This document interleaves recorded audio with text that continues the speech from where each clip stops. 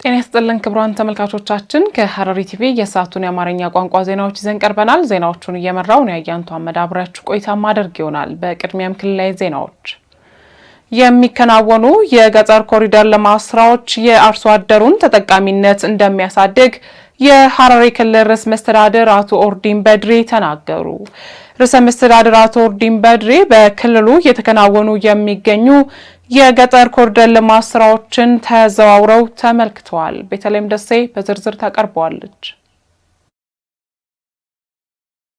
የሐረሪ ክልል ርዕሰ መስተዳድር አቶ ኦርዲን በድሪና ካቢኔያቸው በክልሉ እየተከናወኑ የሚገኙ የገጠር ኮሪደር ልማት ስራዎችን ተዘዋውረው ተመልክተዋል። በዚህ ወቅትም ርዕሰ መስተዳድሩ እንዳሉት በክልሉ የገጠር ኮሪደር ልማት ስራ ልዩ ትኩረት ተሰጥቶት እየተሰራ ነው። አርሶ አደሩም የልማት ስራውን ፋይዳ በመገንዘብ በስራው ከመሳተፍ ጀምሮ በላቀ ተነሳሽነት አስፈላጊውን ድጋፍ ሁሉ እያደረገ ይገኛልም ብለዋል። የገጠር ኮሪደር ልማት የአርሶ አደሩን ተጠቃሚነትና ህይወትን በመቀየር ረገድ ጠቀሜታው የላቀ መሆኑንም ተናግረዋል። በተለይም አካባቢው ዘመናዊ አኗኗር እውን እንዲሆንና አስፈላጊ መሰረተ ልማት እንዲሟላ በማስቻል ረገድ የኮሪደር ልማቱ ከፍተኛ ፋይዳ እንዳለው አንስተዋል። በክልሉ በተለያዩ የገጠር ወረዳዎች እየተከናወኑ የሚገኙ የኮሪደር ልማት ስራዎችም በተሻለ ፍጥነትና ጥራት ለማከናወን የሚደረጉ የክትትልና ድጋፍ ስራዎች ይጠናከራሉም ነው ያሉት። ርዕሰ መስተዳድሩ በመልከታቸው ላይም በኮሪደር ልማቱ እየተሳተፉ የሚገኙ አርሶ አደሮችን አበረታተዋል። በሐረሪ ክልል ባለፉት 4 ዓመት ከ6 ወራት በግብርናው ዘርፍ አበረታች ውጤት መመዝገባቸው ተገለጸ። በሰብልና በመስኖ ልማት፣ እንስሳት ሀብት ልማትና በተፈጥሮ ሀብት ጥበቃም በተግባር የተገለጡ ውጤታማ ስራዎች ተከናውነዋል። ገዛኸኝ አራጌ ተጨማሪ ያለው በሐረሪ ክልል ባለፉት 4 ዓመታት ከ6 ወራት በግብርናው ዘርፍ በተከናወኑ ተግባራት አበረታች ውጤት ማስመዝገብ ተችሏል። አርሶ አደሩን ከዝናብ ጥገኝነት ለማላቀቅ ያሉ ውስን መሬቶችን በዘር እንዲሸፈን ለአርሶ አደሩ ከስልጠና ጀምሮ አስፈላጊ ግብዓቶችን በማቅረብና በመደገፍ ምርትና ምርታማነት እንዲያድግ ለማስቻል ዘርፈ ብዙ ስራዎች ተከናውነዋል። የክልሉ መንግስት ለግብርናው ዘርፍ በሰጠው ልዩ ትኩረት ሰፋፊ የመስኖ ግድብ ግንባታ ፕሮጀክቶችን በመገንባት አርሶ አደሩ በመስኖ እንዲያለማ የሚያስችሉ ስራ መከናወኑ ተጠቁሟል። ባለፉት 4 ዓመታት ከ6 ወራት በክልሉ በተለይም በሰብልና በእንስሳት ምርትና ምርታማነትን በተፈጥሮ ሀብት ጥበቃ እንዲሁም በመስኖ ግንባታ ዙሪያ ዘርፈ ብዙ ተግባራት ማከናወን ተችሏል። እንዲሁም በአትክልትና ፍራፍሬዎችና በሌማት ትሩፋት ያከናወነው ስራ አበረታች ለውጦችን ማስመዝገብ የተቻለ ሲሆን የተመዘገቡ ውጤቶችም የክልሉ መንግስት ለዘርፉ የሰጠውን ትኩረት የሚያመላክቱ ናቸው። አርሶ አደሩ የሚያለማውን የአትክልትና ፍራፍሬ ልማት ስራዎች በተመጣጣኝ ዋጋ ለከተማው ማህበረሰብ በማቅረብ የዋጋ ንረቱን ከማረጋጋት ባለፈ ለአርሶ አደሩ የገበያ ትስስር እንዲያገኝ አስችሏል። በሰብልና በመስኖ ልማት፣ እንስሳት ሀብት ልማትና በተፈጥሮ ሀብት ጥበቃ በተግባር የተገለጡ ውጤታማ ስራዎች ተከናውነዋል። በክልሉ ከተማና ገጠር ወረዳዎች በሌማት ትሩፋት፣ በእንስሳት ተዋጽኦና በአትክልት ፍራፍሬ የተከናወኑ ስራዎች ህብረተሰቡ የኑሮ ውድነት ጫናን ለማቃለልና የተመጣጠነ ምግብ እንዲያገኝ አስችለዋል። በገጠር በመስኖ ልማት የተከናወኑ ስራዎችም ምርትና ምርታማነት እንዲጎለበት የአርሶ አደሩ ምግብ ዋስትና እንዲረጋገጥ በማገዝ ረገድ ተጨባጭ ውጤቶች አስገኝቷል። በበልግና መኸር እርሻ ረገድ የዝናብ እጥረትን ተቋቁመው በአጭር ጊዜ ውስጥ ምርት የሚሰጡ የበቆሎና የማሽላ እርሻ ስራ በእጥፍ እንዲያደግና የአርሶ አደሩን ተጠቃሚነት ይበልጥ ለማረጋገጥ አስችሏል። በክልሉ በተፈጥሮ ሀብት ጥበቃና እንክብካቤ የተከናወኑ ስራዎችም አርሶ አደሩ የከርሰ ምድር ውሃን በቅርብ እንዲያገኝ በማስቻሉ ከዝናብ ጥገኝነት ተላቆ ምርትና ምርታማነት እንዲጎለበት አድርጓል። በቀጣይም የክልሉ መንግስት የግብርናውን ዘርፍ ለማሳደግና ምርትና ምርታማነትን ለማጎልበት የሚያከናውናቸው ስራዎች በላቀ ቁርጠኝነት ተጠናክረው የሚቀጥሉ መሆኑን ከክልሉ ግብርና ቢሮ የተገኘው መረጃ ያመለክታል። የሐረሪ ክልል ሴቶች ህጻናትና ወጣቶች ጉዳይ ቢሮ ፓርትነርሺፕ ፎር ቼንጅ ከተሰኘ ከኖርዌይ ድርጅት ጋር በመተባበር በክልሉ ለሚገኙ የመንግስት ተቋማት ለህፃናት ተንከባካቢዎች ስልጠና ሰጥቷል። በመድረኩ ንግግር ያደረጉት የክልሉ ሴቶች ህጻናትና ወጣቶች ጉዳይ ቢሮ ኃላፊ ወይዘሮ ረምዚ አብዱል ወሃብ ስልጠናው መሰጠቱ የመንግስት ሰራተኛ እናቶች ከወሊድ በኋላ ወደ ስራቸው ሲመለሱ ለስራው ውጤታማነት ከፍተኛ አበርክቶ እንዳለው በመግለጽ ህጻናት ተንከባካቢዎች እንደ ወላጅ ሆነው ህጻናቱን መንከባከብ እንዲችሉ ያግዛል ብለዋል። ቀደም ሲል ህጻናት ተንከባካቢዎች በልምድ ብቻ ስራዎችን ሲሰሩ የነበረ መሆኑን የገለጹት ኃላፊዋ ካሁን በኋላ ግን በስልጠናዎች በመታገዝ ውጤታማ ስራ ይሰራል ብለዋል።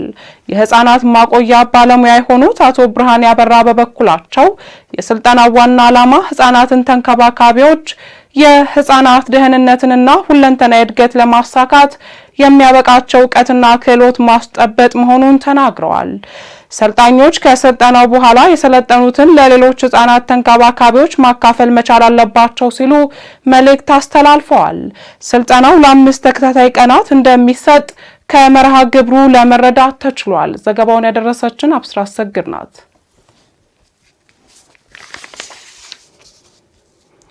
በሐረሪ ክልል በድሬ ጠያራ ወረዳ እየተሰራ ያለው የኮሪደር ልማት ስራ የወረዳውን ማህበራዊና ኢኮኖሚያዊ ተጠቃሚነት የሚያጎለብት መሆኑ ተገለጸ። በወረዳው እየተካሄደ ያለው የኮሪደር ልማት ስራ ከ85 በመቶ በላይ መጠናቀቁ ተገልጿል። ገዛኸኝ አራጌ በዝርዝር ያቀርበዋል። በሐረሪ ክልል በድሬ ጠያራ ወረዳ የገጠር መንገድ ተደራሽነትን ለማሳደግና ገበያ ትስስር ችግርን ለመፍታት እየተሰራ ያለው የኮሪደር ልማት ስራ በጥሩ አፈጻጸም ደረጃ ላይ እንደሚገኝ ተገልጿል። በወረዳው እየተከናወነ ባለው ስራ ከከተማ እስከ ሙጢ ያለው የ20 ሜትር ስፋት ያለው የኮሪደር ልማት ስራ ከ85 በመቶ በላይ መጠናቀቁን የድሬ ጠያራ ወረዳ አስተዳዳሪ አቶ ሸምሸዲን አብዱላሂ ገልጸዋል። ሩጉማ ሚሶምኒ ኮሪደር ባዲያ ጋፊ መታ ዴቢሱዳፍ ከንዶፍ ማለፍ ጉዲና ብየቲ ተቆላፍ መንገዱ ለአንድ ሀገር እድገት ወሳኝ ነው። ስለዚህ አሮጌውና ጠባብ የነበረ መንገድ እያስፋፋን ነው። ቁልቁሎሚንሲ ኢሳ እንጀላከኤ ዴማ ዱፉ ኢሳቲ ከነረት አዋስቲ ገመቹ ኢሳትሌ ኢብሰቻ ጅራ አርሶ አደሩን ህይወት ለማሻሻልና የቤተሰብ ብልጽግናን ለማረጋገጥ ምርትና ገበያን ለማገናኘት መንገዱ የማይተካ ሚና ስላለው ለስራው ትኩረት በመስጠት እየተሰራ እንደሚገኝ ተናግረዋል። ባኤ ጋፊ ኡመታ ከኑራ ዴቢሱ በሊነ ዳንዲ በሊነ የመንገዶች ልማት የህዝብ አገልግሎቶችን ሊያፋጥን ስለሚችል የገጠር አካባቢዎችን ከተማ ለማድረግ እድልን ያካትታል። ሀሌቲን ጠረጌ ቁልቁሌሳ ነው ጅሩ ባኤ ጋሪዳ መንገዱ የሀገራችንና የክልላችንን የልማት መሰረት በመሆኑ ማህበረሰቡን በማወያየት በአንድነትና ቅንጅት ወደ ስራ በመግባት መልካም ውጤት ማስመዝገብ መቻሉን የወረዳው የፋይናንስ ጽህፈት ቤት ኃላፊ አቶ አፈንዲ ዩሱፍ ገልጸዋል።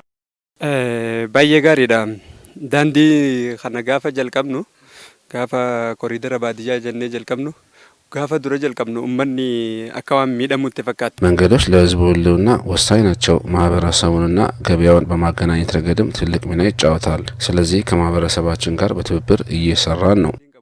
ዳንዲ እዱተከ እርማና ዋሳት ነው ገርጋራት ነው እንጂ የገጠር ከተማነት ስትራቴጂና የከተማ ትስስርን በማጠናከር የኢኮኖሚ ፍሰቱን ለማሳደግ የተያዘውን የእድገትና ትራንስፎርሜሽን እቅድ ለማሳካት ሌት ተቀን እየተሰራ መሆኑን ገልጸዋል። የወረዳው ነዋሪዎች በሰጡት አስተያየት በተሰራላቸው የመንገድ ስራ መደሰታቸውን ገልጸው መንገዱ ማህበራዊና ኢኮኖሚያዊ ችግሮችን ለወደፊት የሚፈታ መሆኑን ተናግሯል። በመጨረሻ መንገድ የሁሉም ኢኮኖሚ የጀርባ አጥንት በመሆኑ የወረዳው ማህበረሰብ ይህንን ተረድቶ የመንገድ ዳርቻን ከማረስና በዝናብ ወቅት ጎርፍ እንዳይከሰት በቅንጅት መስራት እንደሚገባ ተገልጿል።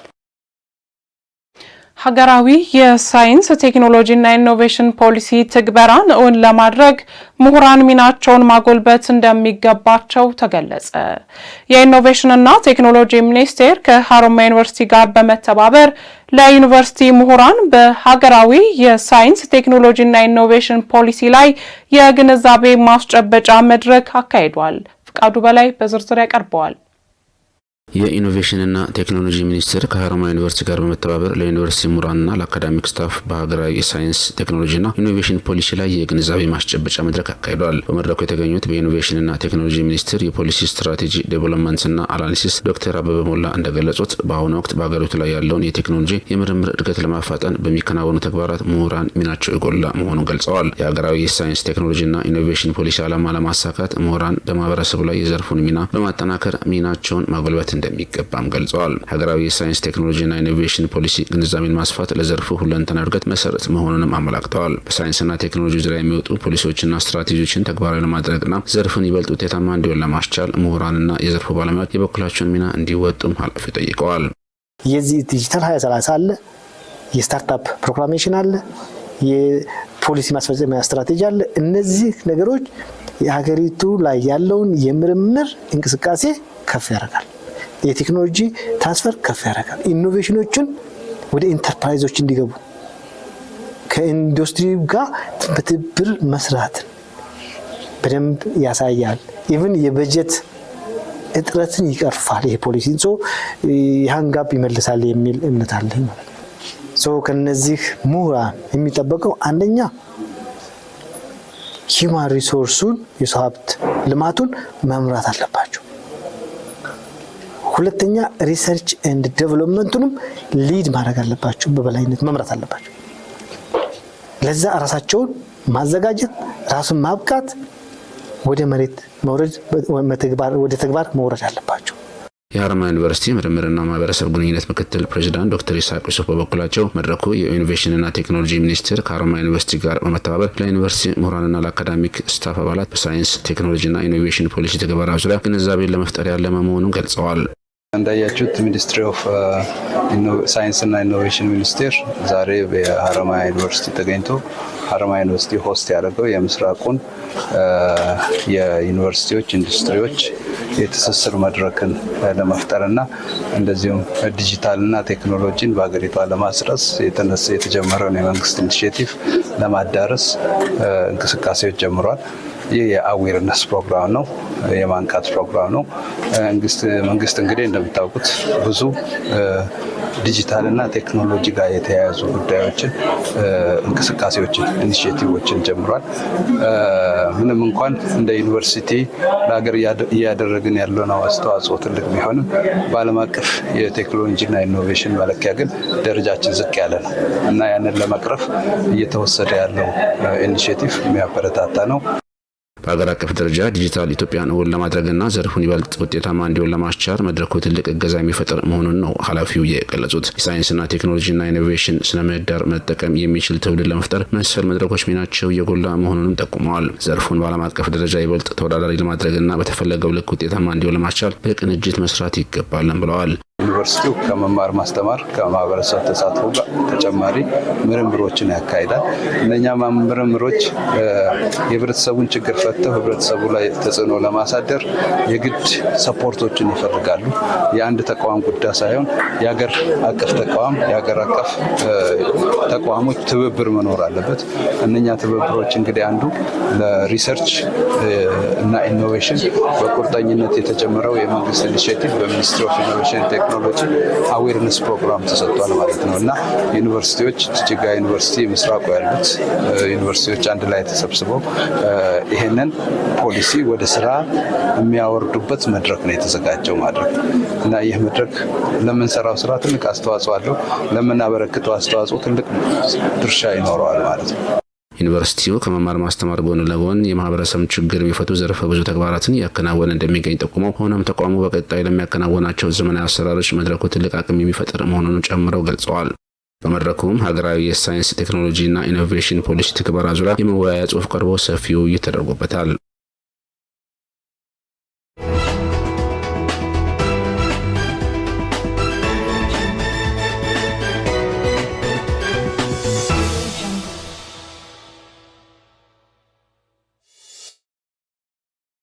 ክቡራን ተመልካቾቻችን ከሐረሪ ቲቪ ዜናዎቻችን ወደ እናንተ መድረሳቸውን እንደቀጠሉ ናቸው። ወደ ሀገር አቀፍ ዘገባዎች ስናልፍ በፌዴራልና ክልል መንግስታት መካከል ያለውን የጋራ ገቢዎች አስተዳደርና ክፍፍል ስርዓት ለማጠናከር ውጤታማ ስራ መሰራቱን የፌዴሬሽን ምክር ቤት አፈ ጉባኤ አገኘሁ ተሻገር ገለጹ። በሌላ ዜና የውጭ ጉዳይ ሚኒስትር ዶክተር ጌዲዮን ጢሞቴዎስ ከሳውዲ አረቢያ የውጭ ጉዳይ ሚኒስትር ዴታ ዋሊድ አልኬሬጂ ጋር ተወያይተዋል። እነዚህንና መሰል ሀገር አቀፍ ዘገባዎችን ለይንሽ መልስ በተከታይነት ታቀርበዋለች።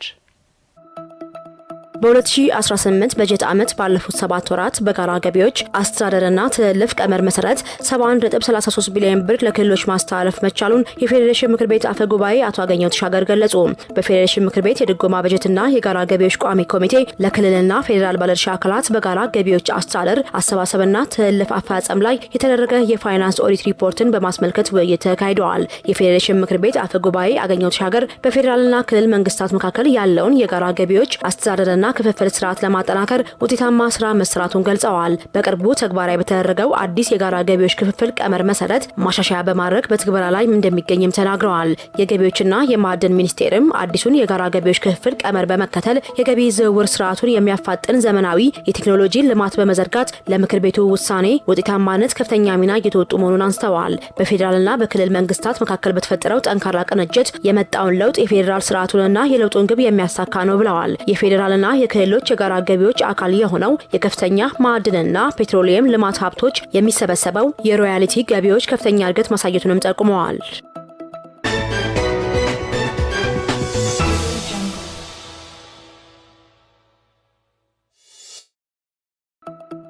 የውጭ ጉዳይ ሚኒስትር ዶክተር ጌዲዮን ጢሞቴዎስ ከሳውዲ አረቢያ የውጭ ጉዳይ ሚኒስትር ዴኤታ ዋሊድ አልኬሪጅ ጋር ተወያይተዋል። በውይይታቸውም በሁለቱ ሀገራት የጋራ ጥቅም ላይ በተመሰረቱ ቀጠናዊ የሰላምና ጸጥታ ጉዳዮች ላይ ምክክር ማድረጋቸውን የውጭ ጉዳይ ሚኒስቴር አስታውቀዋል። ሁለቱ ወገኖች ረጅም ዘመናትን ያስቆጠረውን የሁለቱ ሀገራት ጠንካራ ግንኙነት ይበልጥ ማጠናከር በሚቻልባቸው ጉዳዮች ላይም ተወያይተዋል። ዘገባው የኢቲቪ ነው።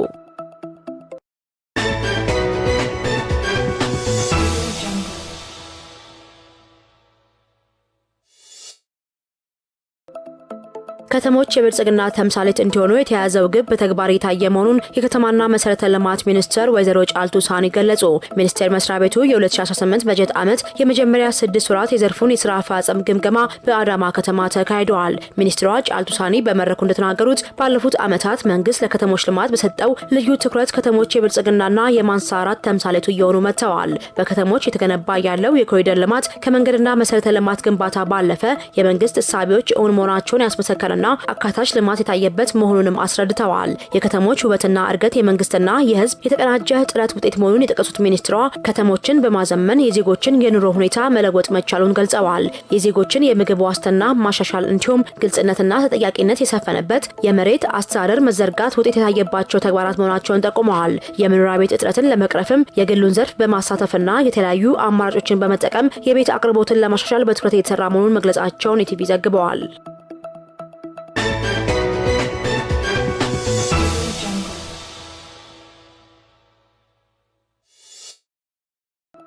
በተያዘው በጀት ዓመት በኢንዱስትሪ ፓርኮች ውስጥ ከ18 ቢሊዮን ብር በላይ የሚገመቱ ከውጪ የሚገቡ ምርቶችን በሀገር ውስጥ በማምረት መተካት መቻሉን የኢንዱስትሪ ፓርኮች ልማት ኮርፖሬሽን አስታውቋል። የኢንዱስትሪ ፓርኮች ልማት ኮርፖሬሽን ዋና ስራ አስፈጻሚ ዶክተር ፍስሐ ይታገሱ ለኢትዮጵያ ፕሬስ ድርጅት እንደገለጹት ከውጪ የሚገቡ ምርቶችን በሀገር ውስጥ በማምረት ሀገሪቱ ታወጣ የነበረውን ከፍተኛ ሀብት ማዳን ተችሏል። በተያዘው በጀት ዓመት እስካሁን በኢንዱስትሪ ፓርኮች ከ18 ቢሊዮን ብር በላይ የሚገመቱ ተኪ ምርቶች በጅማ፣ በአዳማ፣ በቦሌ ለሚ፣ በባህር ዳር፣ በድሬዳዋ ና በሌሎች የኢንዱስትሪ ፓርኮች በሀገር ውስጥ መመረታቸውን ተናግረዋል። በአልባሳትና ጨርቃጨርቅ፣ በአግሮ ፕሮሰሲንግ፣ በሜታልና ኢንጂነሪንግ፣ በኮንስትራክሽንና በቆዳ ውጤቶች ንዑስ ዘርፍ ከውጭ የሚገቡ ምርቶች በሀገር ውስጥ መተካታቸውን ያነሱት ዋና ስራ አስፈጻሚው 14 ቢሊዮን ብር የሚገመት የገበያ ትስስር መፈጠሩንም ገልጸዋል። በተደረገ ስትራቴጂክ ጥናት የሀገሪቱ የማምረት አቅም ከ90 በመቶ በላይ ከውጭ የሚገቡ ምርቶች በሀገር ውስጥ መተካት እንደሚቻል ያሳያል ሲሉም አብራርተዋል።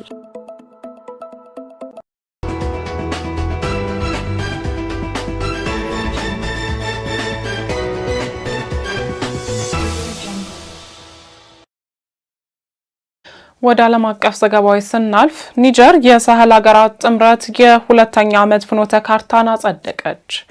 የጸደቀው ፍኖተ ካርታ መከላከያና ደህንነትን በሳህል ቀጠና ያለውን የሽብርተኝነት ስጋት በጋራ ለመመከት ትኩረት ማድረጉ ተነግሯል። ምስጋና ኃይሉ ተጨማሪ ያለው ኒጀርን ጨምሮ የሳህል ሀገራት ጥምረት የሁለተኛውን ዓመት ፍኖተ ካርታን አጸደቁም። የመከላከያና ደህንነት፣ ዲፕሎማሲ እንዲሁም ልማት የተባሉትን ሶስት ዋና ዋና ምሰሶች ያካተተው ረቂቅ ሰነዱ በኒያሚ በተካሄደው የሳህል ሀገራት ጥምረት ብሔራዊ ኮሚቴ ስብሰባ መጽደቁን ጠቅላይ ሚኒስትር አሊ መሐመድ ዘይን አስታውቀዋል። ዘይን ሲናገሩ አስፈላጊው መመሪያ ሰጥተናል። የተወሰኑ የውሳኔ ሀሳቦችን አጽድቀናል፣ እርማቶችን አድርገናል። እንዲሁም አስፈላጊ በሆኑ ቦታዎች ላይ እንደገና እንዲቀረጹ ጨምሮ ተጨማሪ አስተያየቶችን አቅርበናል ብለዋል። ረቂቁ የተላለፈው የዘንድሮ የሳህል ጥምረት ሀገራት ተዘዋዋሪ ሊቀመንበርነትን በያዘችው ቡርኪና ፋሶ በኩል ነው።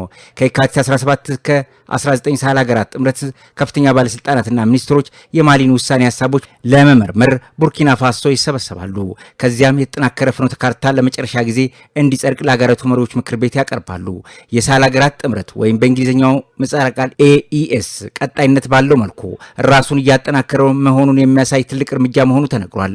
በተለይ ኒጀር፣ ማሊና ቡርኪና ፋሶ ከመደበኛው የምዕራብ አፍሪካ ሀገራት የኢኮኖሚ ማህበረሰብ ኤኮዋስ ወጥተው የራሳቸውን የጋራ መድረክ ለመገንባት የሚያደርጉት ጥረት በግልጽ ያሳያል ተብሏል።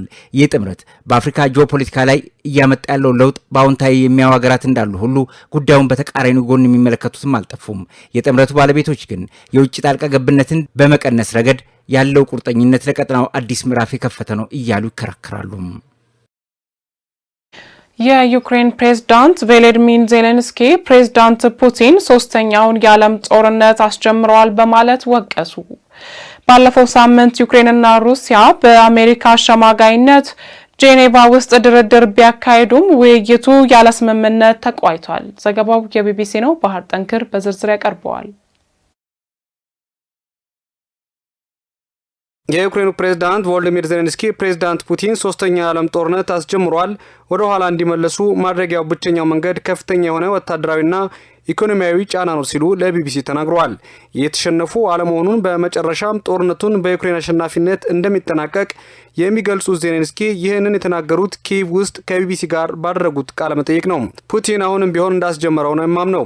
ጥያቄው ምን ያህል ግዛቶች መያዝ ይችላልና እንዴት ማስቆም ይችላል የሚለው ነው። ሩሲያ በዓለም ላይ የተለየ የአኗኗር ዘይቤ መጫን እንዲሁም ሰዎች ለራሳቸው የመረጡትን ሕይወት ለመለወጥ ትፈልጋለች ብሏል። ሩሲያ አሁን በእጇ ስር ስለሆነውና እስከ መጨረሻው ተላልፎ እንዲሰጣ ስለጠየቀችው 20 ከመቶ በላይ የሚሆነው የምስራቃዊ ዩክሬን ግዛት እንዲሁም ሌሎች የሀገሪቱ መሬቶች ተጠይቀዋል። ባለፈው ሳምንት ዩክሬንና ሩሲያ በአሜሪካ አሸማጋይነት ጄኔቫ ውስጥ ድርድር አካሂደዋል። ይህ ድርድርም ስምምነት ላይ ሳይደርስ ተጠናቋል። ድርድሩ ሊካሄድ በዝግጅት ላይ ያለ የአሜሪካው ፕሬዝዳንት ዶናልድ ትራምፕ ባደረጉት ንግግር ዩክሬን በፍጥነት ወደ ጠረጴዛ ብትመጣ ይሻላታል ብሎ ነበር። ፕሬዝዳንት ትራምፕ ጦርነቱን ለመቋጨትም በሚያደርጉት ጥረት ከሩሲያ ይልቅ ዩክሬን ላይ ጫና ማሳደር መርጠዋል። ትራምፕ የተኩስ አቁም ላይ ለመድረስ ሩሲያ ዩክሬን የምትወስዳቸው ግዛቶች በተመለከተ ላይ ስምምነት ላይ መደረስ አለበት የሚል አቋም እንዳያዙም የምዕራባውያን ዲፕሎማቶች ሲጠቅሱ ሰንብተዋል። ከዋይት ሀውስ ውጭ ያሉ በርካታ ተንታኞች ዩክሬን ለሞስኮ ግዛቷን ሳትሰጥ ጦርነቱን ማሸነፍ አትችልም፣ ትሸነፋለች የሚልም ግምት አስቀምጠዋል። ዜሌንስኪ ከቢቢሲ ጋር በነበራቸው ቆይታም ትራምፕና ሌሎች አካላት ስለሚያቀርቡት ይህ ግምገማ ምን እንደሚሉም ተጠይቋል። ፕሬዝዳንቱ በሰጡት ምላሽም አሁን የት ነው ያለው ሲሉ የቢቢሲን ጋዜጠኛ ጠይቋል። ዛሬ ኪየቭ ውስጥ እንደሚገኝም አስረድተውታል። ኪየቭም ሰላማዊና የተረጋጋች እንደሆነች ዩክሬንም አሸናፊ ሀገር እንደምትሆን ለጋዜጠኛው ቃል ገብተዋል።